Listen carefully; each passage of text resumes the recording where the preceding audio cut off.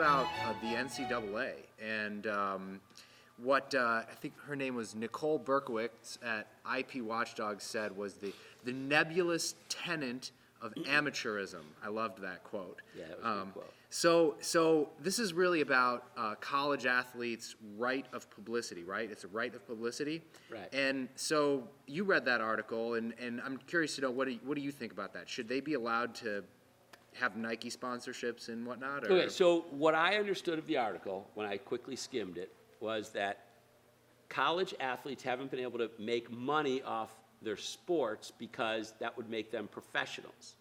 And collegiate sports are all about amateurs, right? Mm-hmm. So big issue is universities are making a fortune off these kids, and they're not making any money. They're getting tuition, which is good. They're getting free tuition, free room and board, but they're not making any money when the universities... Yeah, that's like nothing compared to the fortune that a few are making, right? Like, that a few could make. I mean, there's probably stars on the teams that could be worth a lot more.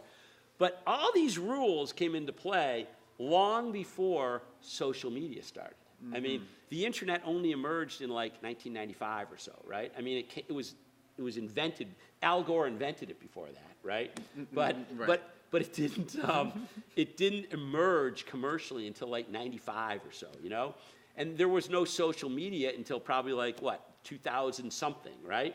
10, so, maybe 8, well, think about it. Facebook is like, I seem to recall from the social Network movie, Facebook was like 2005, 2006, right? Twitter, I remember from the book Hatching Twitter, which was a really good book, was like 2010, right? That's when social media started to really become something. Right. There were none of that existed when these rules came into play. So the question is, can somebody make money off their image or their likeness, right? Their persona? Can a college athlete? That's the thing, you right? You would think. I mean, so if I'm not a college, if I'm just a college student. Absolutely. I mean, I have 3 college students, right? My daughters are all college students. 2 sophomores and a junior. They are on TikTok, they are on Instagram, they're on Twitter, watching people put makeup on. Yeah, they're making millions of dollars. And the people somehow. putting makeup on are making a lot of money. There are stars that are college students that are making a fortune. They're stars, not in sports, just in their image, their recognition on social media. They're making a lot of ad money, right? Right. They're still students. Why? If so, I guess what I'd wonder is, why wouldn't a college athlete be able to do that? Because it's not like they're making money directly from their sport. They're not being paid to play sports. The university's not paying them. Right. They're making money they're making money from a lemonade stand.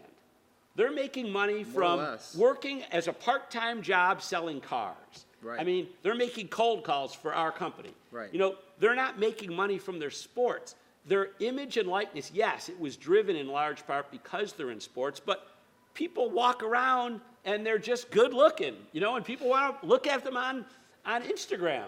You know, there's people that are just interesting, fascinating characters without being athletes, and my kids are watching them on reality TV all the time. God knows why, but they are.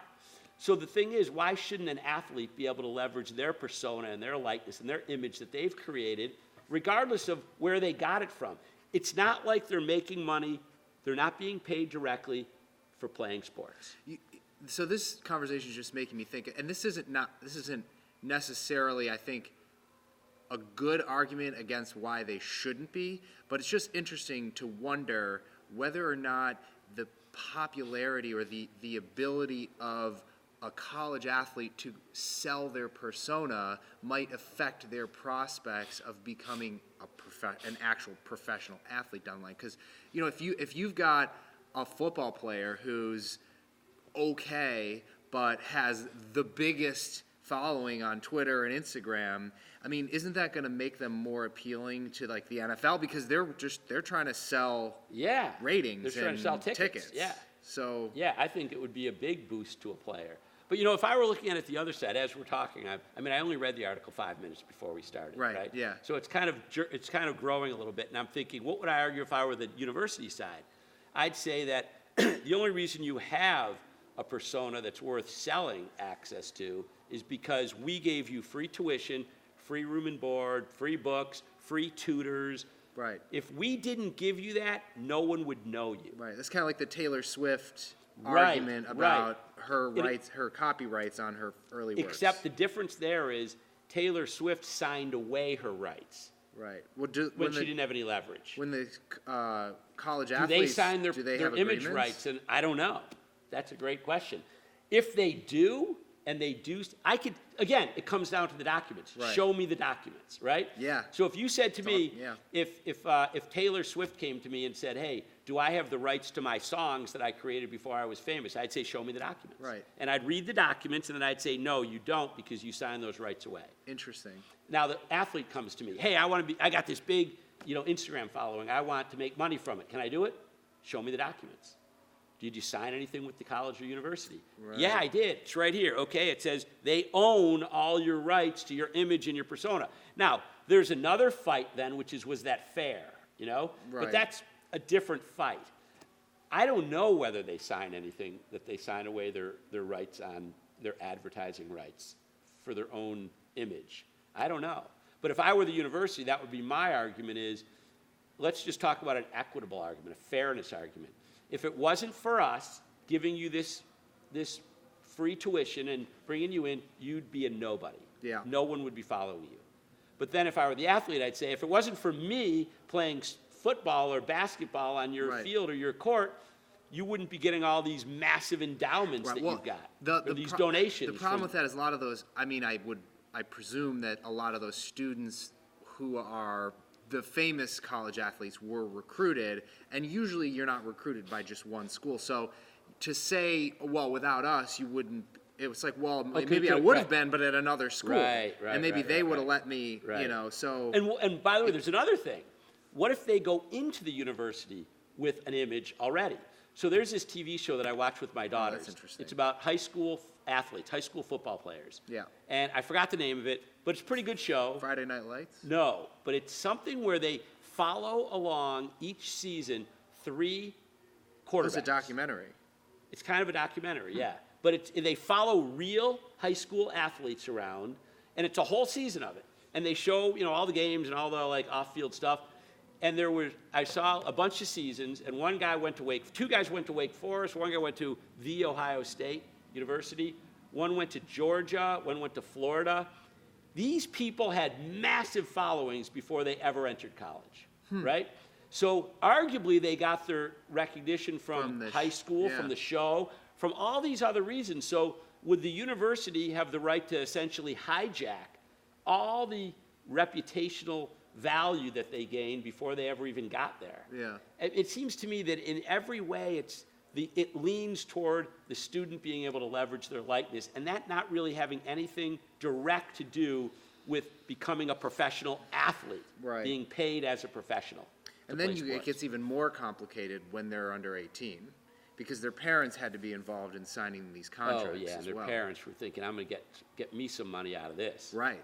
Yeah. And then they were, they signed the wrong agreement and they didn't care. realized they couldn't get any money out of it. They That's signed right. their That's child's right. Yeah, life yeah. rights Right, away. right, yeah. And then they're really mad. Because they didn't read it. Or right. hire a lawyer. Right, yeah. But it seems to me like the only fair thing is for these students, for anybody really, to have your right to your own image. Yes. And it'd be pretty dumb for you to sign it away, unless you had good reason, again, because someone was going to invest a lot in you. Exactly. To make See, you that's the famous. thing is it all comes down to leverage, right?